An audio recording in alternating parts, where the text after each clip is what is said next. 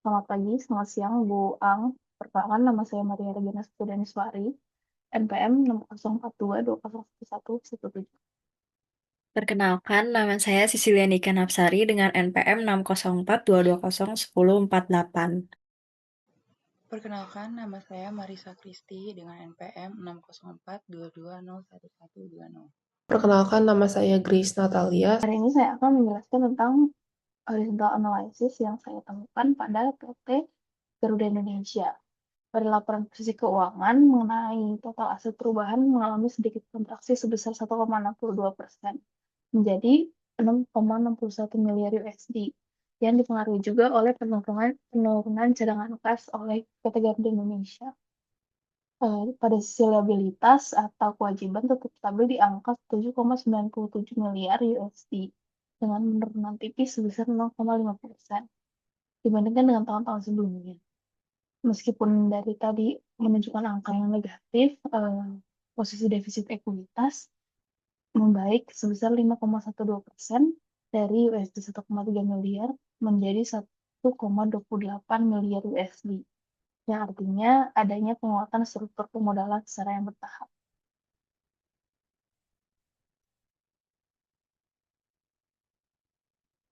Pada bagian laporan laba rugi atau income statement, Garuda mencatatkan kenaikan pendapatan usaha sebesar 16,34% yang mencapai 3,41 miliar USD pada tahun 2024. Namun, lonjakan pendapatan ini dibarengi oleh beban perusahaan yang juga naik sebesar 18,32% dan menjadi 3,1 miliar USD. Hal ini dipicu karena adanya biaya pemeliharaan pesawat yang naik. Ketimpangan yang besar ini menyebabkan performa perusahaan berbalik laba dari tadinya 251,9 juta pada tahun 2023 menjadi rugi nyaris sebesar 70 juta USD pada tahun 2024. Oke, selanjutnya ada vertical analysis. Analisis vertikal ini adalah metode analisis laporan keuangan yang menyajikan setiap item sebagai persentase dari total angka dasar dalam laporan tersebut. Dalam analisis laporan keuangan, hal ini memberikan manfaat dengan menunjukkan seberapa besar porsi suatu akun terhadap kelompok atau subkelompok tertentu. Dalam analisis neraca, total aset atau total kewajiban dan juga ekuitas biasanya dijadikan dasar 100%. Lalu setiap akun dinyatakan sebagai persentase dari total tersebut. Sementara dalam laporan laba rugi, penjualan akan dijadikan dasar 100% dan akun-akun lain dinyatakan sebagai persentasenya. Karena seluruh akun dalam satu kelompok membentuk total 100%. Analisis ini juga disebut sebagai common size financial statement atau laporan keuangan seragam. Oke, vertical analysis yang pertama langsung saja pada section SOFP. Pada laporan posisi keuangan ini terdapat beberapa pergerakan akun yang sangat krusial untuk diperhatikan, dimulai dari sisi aset, kas dan setara kas, menunjukkan fluktuasi proporsi yang signifikan terhadap total aset. Puncaknya itu terjadi pada tahun 2022, di mana kas mencakup 8,90 dari total aset, yang memberikan bantalan likuiditas yang sangat kuat pada periode tersebut. Meskipun porsi kas ini menurun menjadi 3,31% di tahun 2024, perusahaan terlihat mengalihkan fokus sumber dayanya ke aset tidak lancar yang mendominasi lebih dari 91% dari struktur kekayaan perusahaan. Hal ini mengindikasikan bahwa perusahaan berada dalam fase ekspansi atau pembelian aset tetap berskala besar, terutama pada akun aset yang stabil di angka 76,06% pada tahun 2024. Dan meskipun porsi aset lancar secara total menurun, piutang usaha pihak ketiga justru menunjukkan tren proporsi yang meningkat secara konsisten, dari 0,94% pada tahun 2020 menjadi 1,73% pada tahun 2024. Kenaikan proporsional ini menandakan volume penjualan atau aktivitas bisnis dengan pihak eksternal yang semakin dominan dalam struktur aset lancar perusahaan. Nah, selain itu, dengan pihak eksternal juga yang semakin dominan, munculnya ada uang muka pembelian pesawat yang mencapai 2,46% di tahun 2024. Yang mana ini tuh mempertegas indikasi bahwa perusahaan sedang melakukan investasi jangka panjang untuk memperkuat armada atau lini operasional utamanya. Kemudian kita beralih ke sisi liabilitas. Ini terjadi transformasi struktur utang yang sangat kontras pada tahun 2021, yang mana total liabilitas jangka pendek sempat memakan porsi 43,38% dari total kewajiban, namun angkanya berhasil ditekan secara ekstrim hingga tersisa 14,70% pada tahun 2024. Penurunan ini sangat positif bagi rasio likuiditas karena beban utang segera berkurang drastis. Nah, sebagai gantinya, pendanaan perusahaan kini lebih bertumpu pada liabilitas jangka panjang sebesar 85,28%. Salah satu akun yang paling menonjol adalah estimasi biaya pengembalian dan pemeliharaan pesawat yang proporsinya membengkak dari 23,21% di tahun 2020 menjadi 35,27% di tahun 2024. Nah, hal ini tuh menunjukkan bahwa perusahaan memiliki komitmen biaya pemeliharaan masa depan yang sangat besar, yang harus dikelola dengan hati-hati agar tidak mengganggu arus kas jangka panjang. Kemudian pada bagian ekuitas, struktur yang tersaji mencerminkan kondisi pasar reorganisasi yang cukup kompleks. Akun saldo laba yang belum dicadangkan ini menunjukkan angka persentase yang sangat tinggi, yakni mencapai 259,34% di tahun 2024 terhadap total ekuitas tersebut. Angka ini melebihi 100% yang terjadi karena adanya akun modal yang disetor yang mencatatkan persentase negatif sebesar min 157,66%, serta adanya penghapusan akumulasi rugi melalui mekanisme kuasi reorganisasi. Kondisi ini menunjukkan bahwa perusahaan telah melakukan pembersihan neraca untuk menghilangkan beban rugi masa lalu, sehingga saldo laba yang tercipta setelah proses tersebut dapat diatribusikan dengan lebih baik kepada pemilik entitas induk sebesar 97,60%. Nah, secara keseluruhan, pertumbuhan aset selama 5 tahun terakhir ini yang diiringi oleh restrukturisasi kewajiban dari jangka pendek ke jangka panjang memberikan fleksibilitas lebih bagi perusahaan untuk bernapas. Kemudian ada peningkatan proporsi aset tetap dan uang muka pembelian armada menunjukkan optimisme perusahaan dalam mengembangkan inovasi lini bisnisnya, meskipun risiko pada biaya pemeliharaan pesawat di masa depan tetap menjadi catatan penting dalam laporan liabilitas. Selanjutnya, kita ke vertical analysis bagian section income statement. Berdasarkan dari hasil analisis net income, dapat dilihat dari sisi pendapatan usaha. Nah, sumber pendapatan utama dari perusahaan itu yakni penerbangan berjadwal yang menunjukkan kontribusi yang sangat stabil di kisaran 77% hingga 80% terhadap total pendapatan selama 5 tahun terakhir. Namun, terdapat pertumbuhan yang menarik pada segmen penerbangan tidak berjadwal yang proporsinya meningkat hampir 2 kali lipat dari 5,18% pada tahun 2020 yang menjadi 9,77% pada tahun 2024. Nah, hal ini tuh mengindikasikan bahwa perusahaan mulai berhasil melakukan diversifikasi pendapatan di luar rute reguler untuk memperkuat arus kasnya sendiri. Selanjutnya, pada sisi beban usaha, yakni ada beban operasional penerbangan, tetap menjadi komponen biaya terbesar dengan rata-rata di atas 43% dari total pendapatan. Meskipun demikian, terdapat tren positif pada efisiensi beban pemeliharaan dan perbaikan yang proporsinya menurun secara konsisten dari 24,23% pada tahun 2020 menjadi 15,70% pada tahun 2024. Nah, penurunan ini mencerminkan keberhasilan strategi manajemen dalam mengoptimalisasikan biaya perawatan armada atau hasil dari renegosiasi kontrak dengan vendor perawatan pesawat. Secara akumulasi, total beban usaha pada tahun 2024 berada pada angka min 90,97%. Yang mana ini tuh menunjukkan bahwa perusahaan masih memiliki margin operasional yang sangat tipis.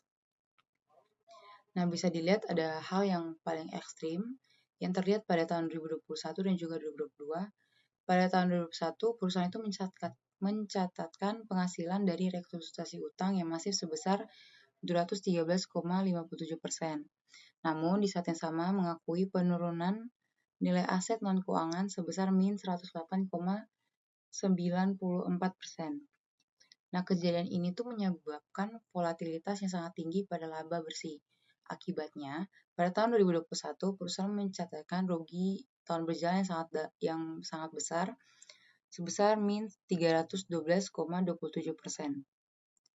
Namun, berbalik arah menjadi laba sebesar 177,27% 93% pada tahun 2022 berkat keuntungan dari penghentian dini kontrak sewa dan juga restrukturisasi keuangan tersebut.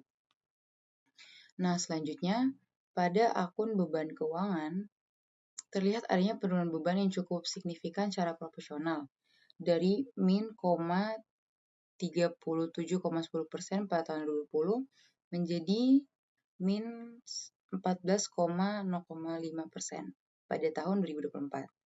Penurunan ini sejalan dengan upaya perusahaan dalam mengurangi beban pasca restrukturisasi utang. Dampak positif ini membantu perusahaan untuk menekan kerugian bersih tahun berjalan di tahun 2024 hingga ke level min 2,04% yang jauh lebih baik jika dibandingkan dengan kondisi berat pada tahun 2020 sampai 2021. Kemudian terakhir ada total keuntungan atau kerugian komprehensif, yang mana ada tren fluktuasi sangat dipengaruhi oleh faktor-faktor non-operasional seperti selisih kurs dan evaluasi aset tetap. Meskipun sempat mencapai puncak performa pada tahun 2022 dengan laba komprehensif 177,97%, posisi di tahun 2024 yang tercatat sebesar 0,-2,0% menunjukkan bahwa perusahaan masih dalam pemulihan untuk mencapai titik impas atau break-even secara keberlanjutan. Secara keseluruhan, meskipun pendapatan stabil, profitabilitas perusahaan di masa depan akan sangat bergantung pada kemampuan manajemen dalam menjaga efisiensi beban usaha di tengah volatilitas nilai tukar dan biaya operasional penerbangan. Section cash flow. Nah, pada laporan arus kas, perusahaan itu memiliki 3 aktivitas utama yang memberikan pengaruh berbeda terhadap posisi likuiditasnya. Kami menetapkan angka 100% pada akun kenaikan atau penurunan bersih, kas, dan setara kas sebagai basis perhitungannya. Sementara pada akun aktivitas lainnya menyesuaikan dengan persentase perubahan yang ada. Nah, kemudian pada tahun 2024 ini, kita tuh harus memperbandingkan tren-tren dari tahun-tahun sebelumnya, yang mana kita tuh dapat melihat gambaran besar dari pemulihan perusahaan dari masa pandemi ke tahun-tahun setelahnya. Dapat dilihat pada aktivitas operasi, perusahaan itu menggunakan metode langsung untuk melakukan arus kasnya yang menunjukkan tingkat volatilitas yang sangat tinggi di tahun 2024. Arus kas bersih dari aktivitas operasi tercatat sebesar min 934,87%, di mana pengaruh paling dominan berasal dari penerimaan kas dari pelanggan sebesar min 5.537,35% dan pembayaran kepada pemasok sebesar 3.788,35%. Selain itu, pengeluaran kas untuk karyawan juga memberikan pengaruh signifikan sebesar 761,24%, yang menunjukkan peningkatan beban operasional yang jauh lebih besar dibandingkan tahun 2023. Secara umum, lonjakan angka pada tahun 2024 menandakan bahwa volume aktivitas ekonomi perusahaan telah kembali ke skala yang sangat besar, namun juga membuat tekanan arus kas keluar yang sama besarnya juga untuk membiayai operasional harian. Kemudian pada aktivitas investasi, perusahaan mencatatkan arus kas bersih sebesar 646,72%, yang didominasi oleh pengeluaran terkait armada. Pengeluaran untuk dana cadangan pembelian pesawat menjadi akun dengan pengaruh terbesar mencapai 445,12%, yang diikuti oleh pembayaran untuk aset pemeliharaan dan aset sewa pesawat sebesar 243,73%. Hal ini mencerminkan fokus perusahaan pada penguatan kembali aset utama sepasca pandemi. Jika diperhatikan secara umum, akun seperti penerimaan pengembalian uang muka, pembelian pesawat secara konsisten bernilai 0% selama 5 tahun berturut-turut, yang mengindikasikan tidak adanya pembatalan pesanan atau pengembalian dana dari pabrikan dalam periode tersebut. Kemudian pada aktivitas financing, tahun 2024 menjadi periode yang cukup sibuk bagi perusahaan dengan total pengaruh mencapai 388,15% terhadap kas bersih. Komponen yang paling menonjol adalah pembayaran liabilitas sewa yang mencapai 362,08%, yang membuktikan bahwa struktur biaya perusahaan sangat terkait pada biaya sewa armada.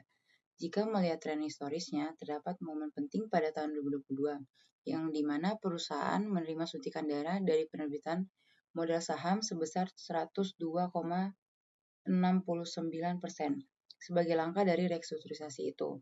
Nah, selain itu, ketergantungan pada utang juga terlihat sangat fluktuatif, seperti pada tahun 2020, di mana pembayaran pinjaman jangka pendek sempat melonjak drastis di atas 1000%. Sementara, di tahun 2024, perusahaan lebih fokus pada pengelolaan pinjaman jangka panjang dan kewajiban sewa untuk menstabilkan struktur keuangan mereka. Saya sekarang ingin menjelaskan tentang liquidity analysis. Jadi likuiditas perusahaan merupakan salah satu aspek utama yang menjadi perhatian para pemangku kepentingan dalam melakukan penilaian dan pengambilan keputusan. Likuiditas mencerminkan kemampuan perusahaan dalam memenuhi kewajiban keuangan jangka pendeknya. Selain itu, aspek ini juga berperan dalam menilai kinerja manajemen terkait pengelolaan arus kas, serta kemampuan perusahaan dalam menghadapi berbagai risiko keuangan. Yang pertama tuh ada current ratio. Jadi di sini current ratio menunjukkan kemampuan perusahaan dalam memenuhi kewajiban jangka pendek menggunakan aset lancar. Selama periode 2020 hingga 2024, current ratio Garuda Indonesia mengalami perbaikan pasca 2021. Namun karena nilainya masih berada di bawah 1, perusahaan belum sepenuhnya mampu menutup kewajiban jangka pendeknya hanya dengan aset lancar. Yang kedua ada cash to current asset. Ini menunjukkan seberapa besar proporsi kas terhadap total aset lancar perusahaan selama periode 2020 sampai 2024. Rasio ini pada Garuda Indonesia berfluktuatif, sempat meningkat pada tahun 2022, namun kembali menurun pada tahun-tahun berikutnya. Hal ini menunjukkan bahwa ketersediaan kas perusahaan belum stabil untuk mendukung pemenuhan kewajiban jangka pendeknya. Selanjutnya ada cash to current liabilities ratio. Cash to current liabilities ini menunjukkan kemampuan perusahaan melunasi kewajiban jangka pendek hanya dengan kas. Selama tahun 2020 sampai 2024, rasio ini sempat tertekan pada masa pandemi dan mulai membaik di akhir periode. Namun secara keseluruhan masih berada pada tingkat yang relatif rendah, sehingga likuiditas berbasis kas belum sepenuhnya kuat. Yang keempat ada cash turnover. Cash turnover Garuda Indonesia ini menunjukkan perbaikan di akhir periode, di mana meningkatnya rasio ini mengindikasikan bahwa kas perusahaan semakin efisien dalam menghasilkan pendapatan. Bisa dilihat dari sini tahun 2020 sampai tahun 2024 ini PT Garuda Indonesia menunjukkan perputaran kas yang sangat berfluktuasi dengan nilai cash turnover-nya yang berkisar antara 4,26 hingga 13,42 kali. Yang kelima ada account receivable turnover. Jadi selama periode tahun 2020 hingga 2024, account receivable turnover Garuda Indonesia menunjukkan tren peningkatan yang mengindikasikan bahwa efisien pengelolaan dan penagihan piutang perusahaan semakin membaik.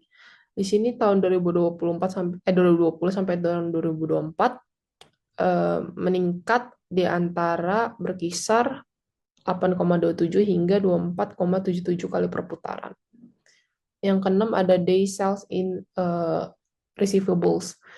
Jadi day sales in receivable Garuda Indonesia ini selama periode 2020 hingga 2024 cenderung menurun, yang menunjukkan bahwa rata-rata waktu penagihan piutang semakin singkat dan pengelolaan piutang menjadi efisien. Bisa dilihat di sini itu berkisar antara 44,12 hingga 14,7 hari selama periode. Yang ketujuh ada inventory turnover. Inventory turnover menunjukkan seberapa cepat persediaan digunakan dalam aktivitas operasional. Selama periode 2020 hingga 2024, inventory turnover Garuda Indonesia cenderung berfluktuasi, namun berada pada tingkat yang relatif tinggi, yang menunjukkan bahwa pengelolaan persediaan perusahaan cukup efisien meskipun dipengaruhi oleh kondisi operasional dari tahun ke tahun. Di sini dilihat bahwa berkisar antara 14,99 hingga 35,7 kali yang mengindikasikan efisien pengelolaan persediaan yang cukup baik. Sekian dari presentasi saya. Terima kasih. Adalah rasio liquidity analysis yang ke-8, yaitu days purchase in accounts payable. Rasio ini mengukur kecepatan perusahaan melunasi utang ke supplier. Pada tahun 2020, Garuda berada di level normal sebesar 32 hari. Namun, Pada 2021, akibat adanya restrukturisasi dan dampak pandemi juga, akhirnya Garuda dalam kurun waktu kurang dari 47, angka tersebut menurun. Meski begitu,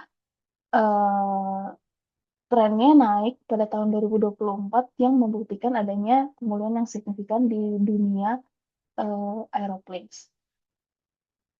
Dan itu menunjukkan bahwa Garuda mulai menstabilkan struktur kewajibannya menuju keuangan perusahaan yang lebih baik. Selanjutnya adalah asset test ratio. Asset test ratio ini mengukur kemampuan perusahaan melunasi hutang jangka pendek tanpa mengandalkan persediaan.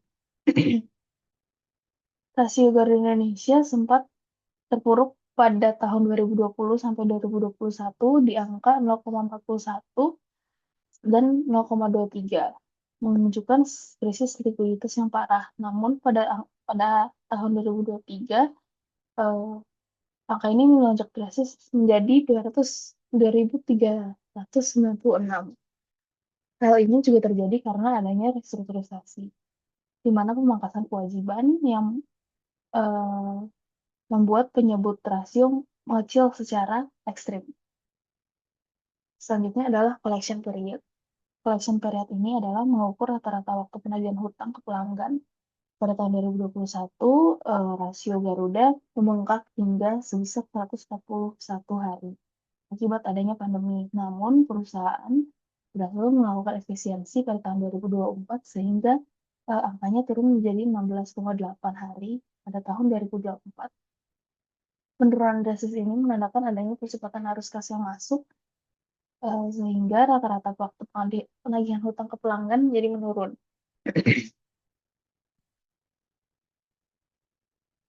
Selanjutnya adalah working capital turnover.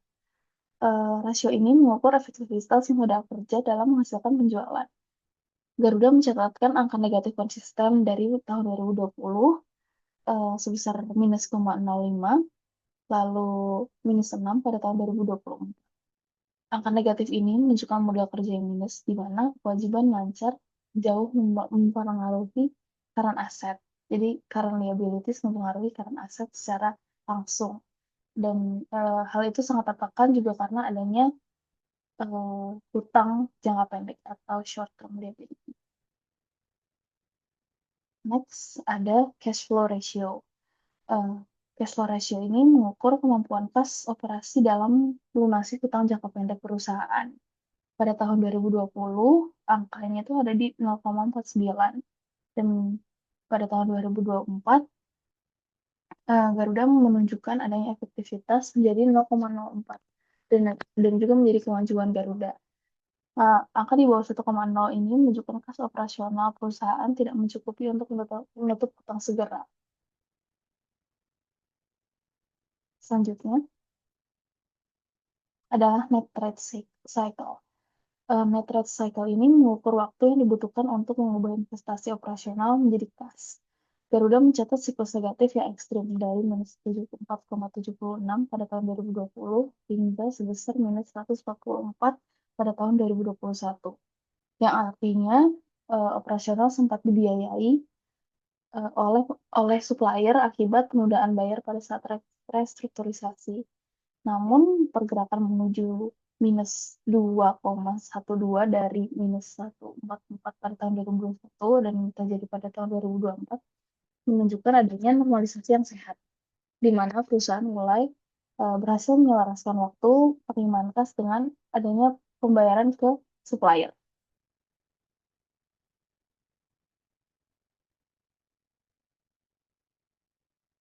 Oke, selanjutnya adalah profitability ratio.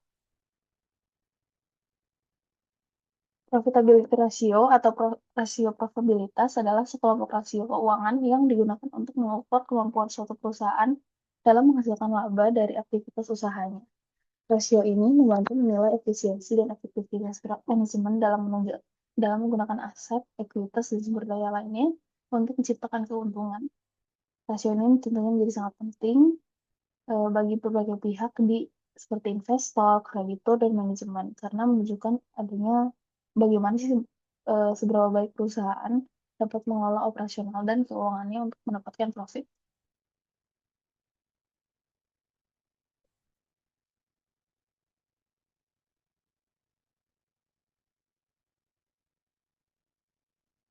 Ada 5 jenis profitability ratio yang ada di presentasi ini, ada di buku sebelumnya. Yang pertama adalah operating profit margin. Operating profit margin ini menunjukkan adanya efisiensi bisnis inti perusahaan. Pada tahun 2020, yaitu pada zaman pandemi juga, Garuda banyak mencetak angka negatif dalam posisi keuangannya. Dan akhirnya pada tahun 2024, Garuda juga berhasil untuk membaikkan keadaan keuangan menjadi positif sebesar 9,03% pada tahun 2024. Hal ini menunjukkan bahwa kegiatan penerbangan oleh Garuda kini menjadi bisnis yang menghasilkan laba operasional yang sehat. Yang kedua adalah gross profit margin. Gross profit margin ini Garuda juga mencatatkan pemulihan yang signifikan pada tahun 2020 yang menjadi positif pada tahun 2024 sebesar 9,03%. Angka ini mengonfirmasi bahwa pendapatan perusahaan saat ini sudah mampu menutupi biaya operasional langsung. Next, net profit margin. Net profit margin pada tahun 2021 dan 2022 sempat mengalami kenaikan yang lumayan material. Pada tahun 2024, rasio ini kembali stabil menjadi 2%, yang mencerminkan adanya profitabilitas bersih yang lebih realistis. Yang keempat adalah return on asset. Return on asset merupakan cerminan kemampuan perusahaan yang bagaimana kemampuan perusahaan untuk menghasilkan imbal hasil dari total aset yang dikelola pasca krisis, yaitu pasca pandemi. Pada tahun 2024, return on asset PT Garuda Indonesia menunjukkan angka yang stabil di angka 7,26%.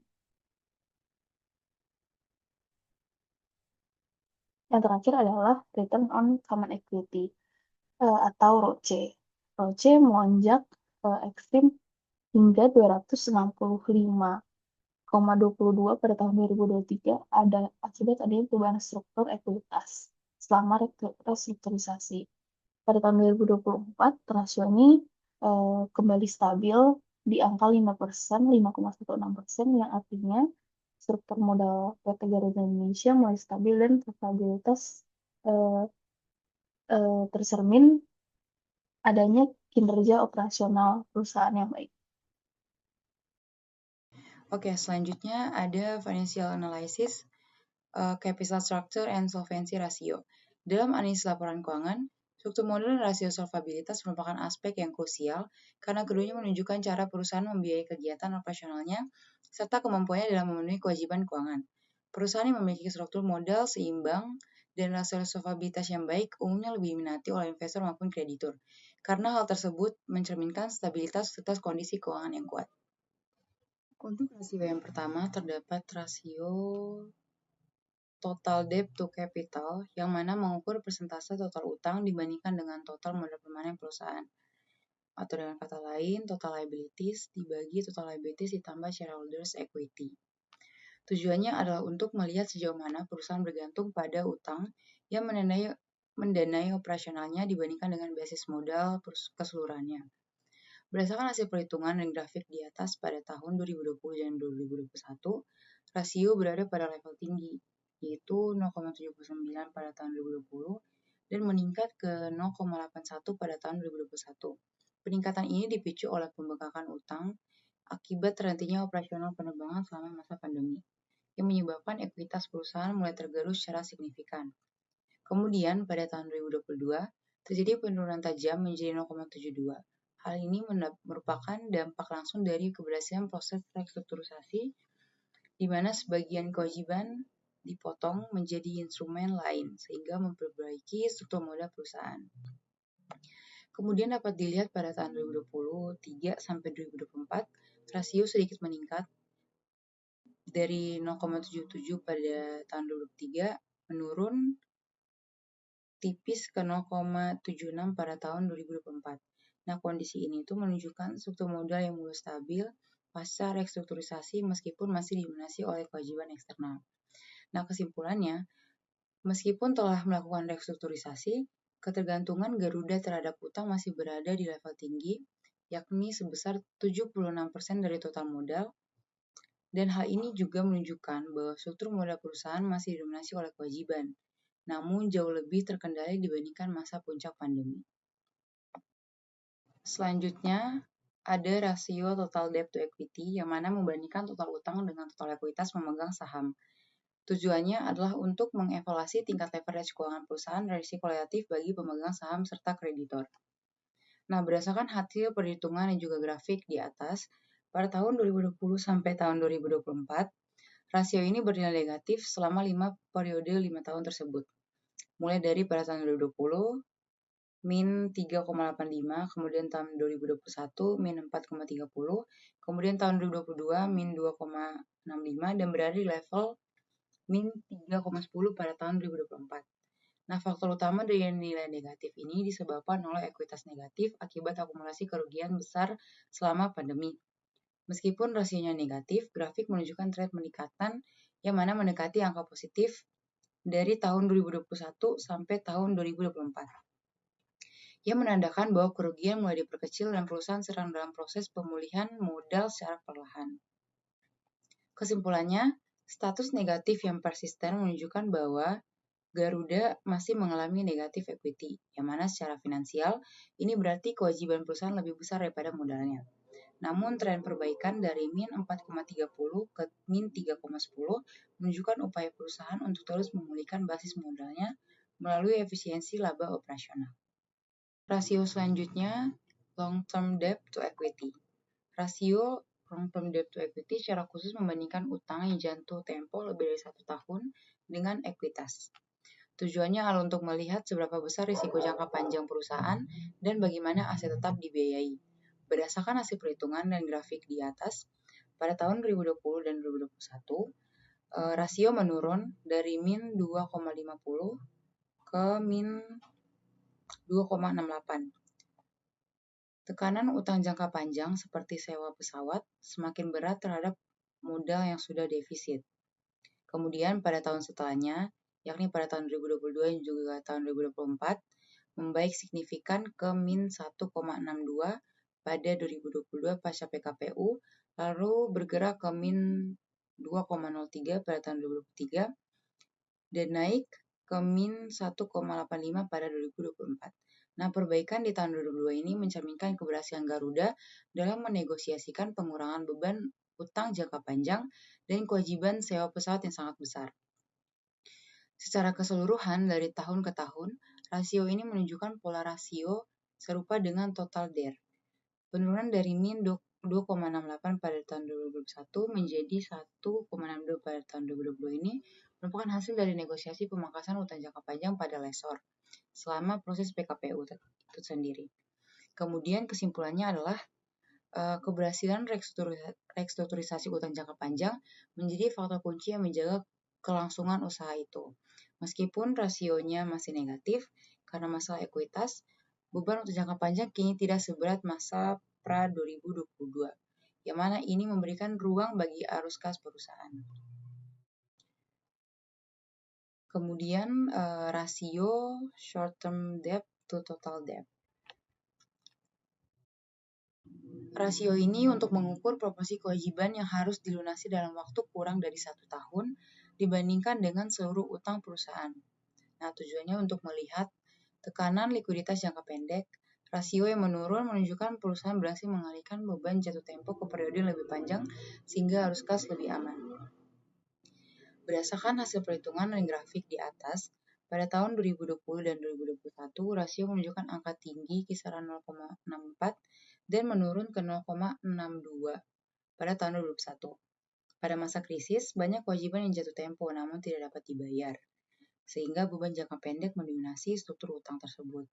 Kemudian pada tahun 2022 sampai 2024, rasio terus menurun secara konsisten hingga mencapai 0,59 pada tahun 2024. Faktor utamanya adalah penjadwalan ulang utang melalui skema restrukturisasi, di mana banyak utang jangka pendek yang didorong yang menjadi jangka panjang, yang mana ini tuh memberikan ruang bagi likuiditas operasional Garuda. Kesimpulannya, penurunan porsi utang jangka pendek secara konsisten membuktikan bahwa manajemen risiko likuiditas Garuda semakin membaik, sehingga perusahaan tidak lagi terancam oleh kegagalan bayar mendadak dalam waktu dekat. Rasio selanjutnya ada rasio debt to asset, yang mana menunjukkan sejauh mana aset perusahaan dinilai melalui utang. Nah, tujuannya adalah untuk menilai tingkat kesehatan neraca secara keseluruhan dan keamanan bagi kreditur. Rasio di atas 1,0 itu menandakan kondisi yang insolvent, di mana utang lebih besar daripada total harta perusahaan tersebut. Berdasarkan hasil perhitungan dan grafik di atas pada tahun 2020, rasio dimulai pada angka 0,72. Pada awal pandemi ini, Garuda masih memiliki nilai aset yang lebih besar daripada total utangnya, meskipun tekanan finansial mulai terasa akibat pembatasan penerbangan. Kemudian pada tahun 2021, rasio melonjak tajam melampaui ambang batas menjadi 1,15. Ini adalah kondisi di mana secara teknis Garuda bangkrut karena total kewajibannya telah melebihi total asetnya akibat akumulasi kerugian yang sangat besar pada puncak pandemi. Kemudian pada tahun 2022 terjadi penurunan drastis juga menjadi 0,65. Nah, faktor utamanya adalah keberhasilan restrukturisasi utang yang memangkas nilai liabilitas secara signifikan, sehingga nilai aset perusahaan kembali jauh lebih besar pada kewajibannya sendiri. Kemudian pada tahun 2023 dan 2024, rasio bergerak stabil dan terus menurun tipis ke angka 0,64 dan juga 0,63 pada tahun 2024. Kondisi ini menunjukkan bahwa pasca restrukturisasi, Garuda mampu menjaga keseimbangan neraca yang jauh lebih sehat dibandingkan masa sebelum dan saat kritis. Kesimpulannya, perubahan dari angka 0,72 pada tahun 2022 dan kemudian ke 1,15 pada tahun 2021, lalu kembali turun ke 0,63 pada 2024, menunjukkan solvabilitas yang luar biasa. Saat ini, posisi aset Garuda jauh lebih mampu untuk menutup total seluruh kewajibannya dibandingkan saat memasuki masa krisis pada tahun 2020 sampai 2021. Selanjutnya ada rasio tangible asset to debt coverage. Ini tuh untuk mengukur kemampuan aset fisik perusahaan seperti pesawat dan juga properti untuk menjamin utang jangka panjangnya. Tujuannya untuk memberikan kepastian bagi kreditur mengenai keamanan pinjaman melalui jaminan aset berwujud. Berdasarkan hasil perhitungan dan grafik di atas pada tahun 2020, rasio berada di angka 0,77. Dan pada awal pandemi ini, jaminan aset Garuda sudah berada di bawah angka aman 1,0. Yang mana ini menunjukkan bahwa sejak awal krisis, aset fisik perusahaan tidak lagi mencukupi untuk menutupi seluruh kewajiban utangnya. Kemudian pada tahun 2021, rasio menurun ke titik terendah, yaitu 0,66. Hal ini disebabkan oleh nilai aset yang menyusut akibat depresiasi dan penurunan nilai. Sementara beban utang justru membengkak untuk menutupi kerugian operasional yang masif. Kemudian pada tahun 2022 terjadi lonjakan yang sangat signifikan hingga mencapai 1,30. Nah, peningkatan tajam ini merupakan hasil langsung dari keberhasilan restrukturisasi utang besar-besaran, di mana nilai total kewajiban dikurangi secara drastis sehingga aset fisik yang dimiliki kini bernilai lebih tinggi daripada total utang yang tersisa. Kemudian pada tahun 2023 dan juga 2024, rasio bergerak stabil pada level 1,18 pada tahun 2023 dan 1,19 pada tahun 2024. Angka yang bertahan secara konsisten di atas 1,0 menunjukkan bahwa kondisi solvabilitas perusahaan telah pulih dan terjaga dengan baik pasca krisis. Kesimpulannya adalah rasio ini mengalami pergerakan dari 0,77 pada tahun 2020 menjadi 1,19 pada tahun 2024, yang mana ini menandakan penguatan yang sangat besar pada profil jaminan aset perusahaan. Dengan rasio saat ini yang berada di atas 1,0, Garuda Indonesia telah kembali memiliki tingkat keamanan finansial yang memadai bagi para pemberi pinjaman dan mitra bisnisnya. Karena setiap 1 rupiah utang kini dijamin oleh sekitar 1,19 aset yang dimiliki.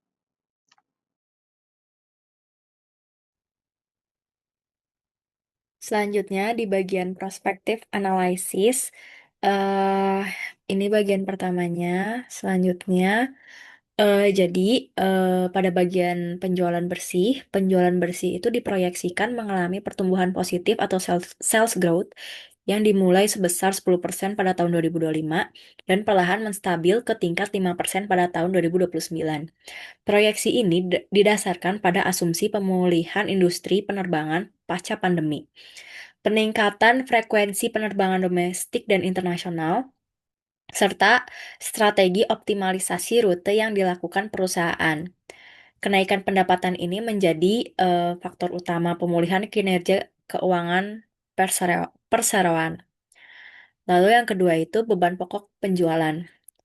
Jadi beban pokok penjualan yang mencakup komponen biaya langsung penerbangan seperti bahan bakar atau aftur, biaya bandara, dan pelayanan penumpang diproyeksikan meningkat seiring dengan kenaikan volume penjualan.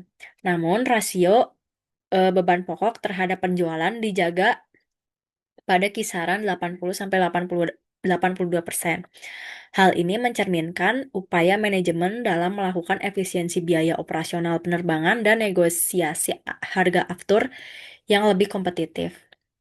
Selanjutnya, beban usaha yang meliputi biaya pemasaran, administrasi, dan umum diproyeksikan menurun secara persentase terhadap penjualan atau efisiensi melalui restrukturisasi organisasi dan digitalisasi proses bisnis.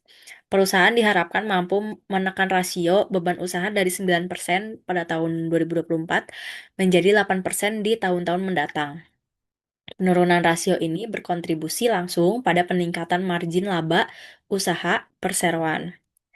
Selanjutnya, bagian beban keuangan. Keuangan merupakan komponen krusial dalam analisis ini. Diproyeksikan beban bunga akan menurun secara bertahap sebesar 20 juta per tahun dalam US dollar. Dari USD 430 juta di tahun 2025 menjadi USD 350 juta di 2029. Penurunan ini didasari oleh asumsi pelunasan pokok liabilitas sewa dan utang jangka panjang secara konsisten sesuai dengan skema arus kas pendanaan yang secara signifikan mengurangi tekanan terhadap laba bersih. Selanjutnya, bagian penghasilan keuangan. Penghasilan keuangan diproyeksikan secara konservatif sebesar US dollar 50 juta per tahun selama periode proyeksi. Penghasilan ini berasal dari pendapatan bunga atas penempatan kas dan setara kas perusahaan yang jumlahnya diproyeksikan terus meningkat seiring dengan membaiknya likuiditas perusahaan. Selanjutnya, bagian penghasilan atau beban lainnya. Untuk tujuan proyeksi yang konservatif, eh, penghasilan dan beban lain-lain yang bersifat tidak berulang atau insidental diasumsikan bernilai 0 selama periode 2025 sampai 2029. Hal ini dilakukan agar proyeksi laba bersih benar-benar mencerminkan kinerja operasional inti perusahaan tanpa distorsi dari transaksi satu kali. Selanjutnya, beban pajak penghasilan. Beban pajak penghasilan dihitung menggunakan tarif pajak badan efektif sebesar 22% sesuai peraturan perpajakan yang berlaku. Lalu pada tahun 2025, beban pajak bernilai nihil karena perusahaan diproyeksikan masih mencatat rugi sebelum pajak. Beban pajak baru mulai diperhitungkan pada tahun 2026 dan seterusnya seiring dengan keberhasilan perusahaan mencatatkan laba sebelum pajak yang positif. Selanjutnya, bagian prospektif balance sheet. Di sini asetnya itu total aset perusahaan diproyeksikan mengalami pertumbuhan yang moderat, namun dengan perubahan komposisi yang signifikan menuju likuiditas yang lebih baik. Posisi kas dan setara kas diproyeksikan meningkat secara substansial dari tahun ke tahun. yang mengindikasikan kemampuan perusahaan dalam menghasilkan arus kas operasional positif melebihi kebutuhan pengeluaran investasi rutin. Di sisi lain, nilai buku aset tetap diproyeksikan menurun secara bertahap karena kebijakan manajemen yang konservatif, di mana alokasi belanja modal atau capital expense dibatasi hanya untuk pemeliharaan armada dan tidak melebihi beban penyusutan tahunan.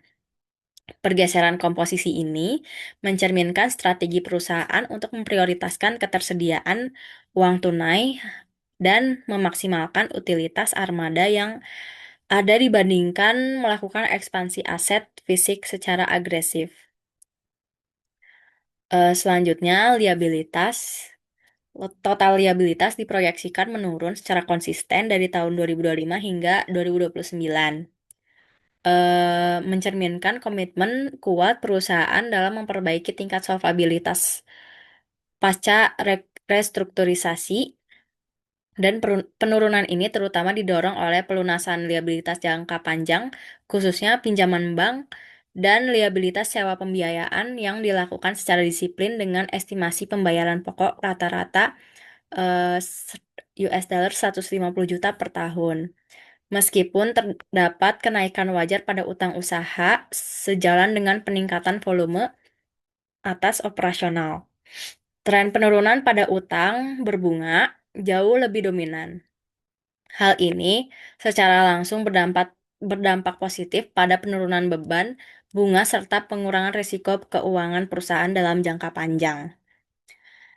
Dan yang terakhir, ekuitasnya. Pada sisi ekuitas, analisis prospektif menunjukkan perbaikan fundamental terhadap struktur permodalan perusahaan melalui pengurangan defisiensi modal. Meskipun perusahaan masih mencatatkan posisi ekuitas negatif pada awal periode proyeksi akibat akumulasi kerugian masa lalu, nilai negatif tersebut terus berkurang secara signifikan setiap tahunnya. Perbaikan ini didorong sepenuhnya oleh akumulasi laba bersih tahun berjalan yang mulai positif pada sejak tahun 2026. Mengingat asumsi bahwa perusahaan tidak membagikan dividen selama periode pemulihan ini, seluruh keuntungan yang dihasilkan itu diinvestasikan kembali untuk menutup defisit modal, sehingga rasio utang terhadap modal atau debt to equity ratio akan terus membaik menuju tingkat yang lebih sehat di masa depan. Selanjutnya, prospektif cash flow. Pada bagian ini, arus kas dari aktivitas operasi diproyeksikan menunjukkan tren pertumbuhan yang positif yang kuat selama periode 2025 sampai 2029 dan menjadi faktor utama pemulihan likuiditas perusahaan. Meskipun pada tahun awal proyeksi atau tahun 2025, perusahaan masih mencatatkan rugi bersih secara akuntansi. Arus kas operasi tetap tercatat surplus. Hal ini disebabkan oleh penyesuaian beban non-tunai yang signifikan, terutama beban penyusutan dan amortisasi sebesar 350 juta US dollar per tahun, yang secara real tidak mengeluarkan uang tunai. Seiring dengan berbaliknya kinerja laba rugi menjadi positif mulai tahun 2026, kemampuan perusahaan menghasilkan uang tunai internal akan semakin membesar, yang sepenuhnya digunakan untuk menopang kebutuhan modal kerja tanpa ketergantungan pada pendanaan eksternal. Selanjutnya, arus kas dari aktivitas investasi. Aktivitas investasi diproyeksikan mencatat arus kas keluar bersih atau net cash outflow yang stabil dan terkendali, mencerminkan kebijakan investasi yang sangat konservatif.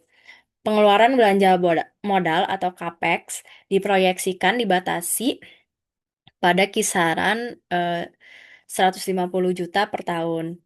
Alokasi dana ini difokuskan semata-mata untuk belanja modal pemeliharaan guna menjaga kelayakan udara armada yang ada serta peremajaan fasilitas pendukung operasional.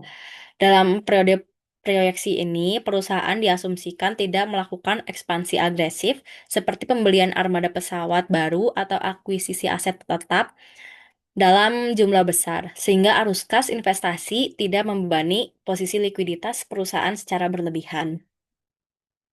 Dan yang terakhir, arus kas dari aktivitas pendanaan.